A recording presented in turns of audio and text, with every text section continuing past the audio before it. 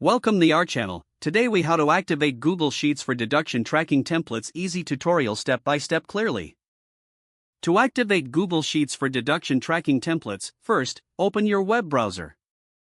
Go to the Google Sheets homepage by entering sheets.google.com. If you aren't already signed in, enter your Google account credentials. Once signed in, click on the blank spreadsheet option to create a new document. Next, locate the template gallery at the top of the page. Scroll through the available templates or use the search bar to find deduction tracking templates. Click on the deduction tracking template that suits your needs. This will open a copy of the template in a new spreadsheet. You will now need to customize the template to fit your specific requirements. Identify the columns and rows that require modifications based on your deduction categories.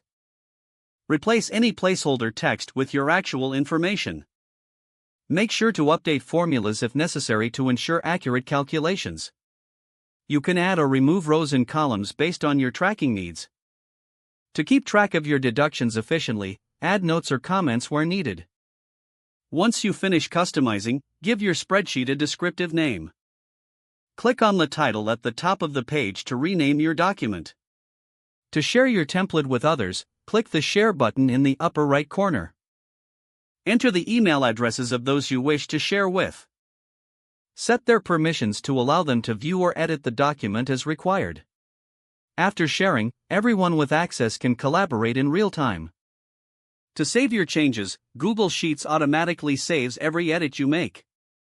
You have now activated and customized your Google Sheets for deduction tracking. This completes your tutorial on using Google Sheets for deduction tracking templates. If the page does not load, refresh the browser or try again in a private or incognito window. Make sure you are using the correct email address, then retype it carefully to avoid small typos. If your password is not accepted, use the reset option and create a new strong password you can remember. Check your spam folder for verification or security emails, then complete any requested confirmation steps.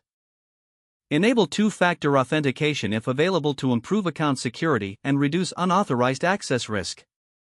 Don't forget to like this video and subscribe to our channel for more step-by-step tech guides.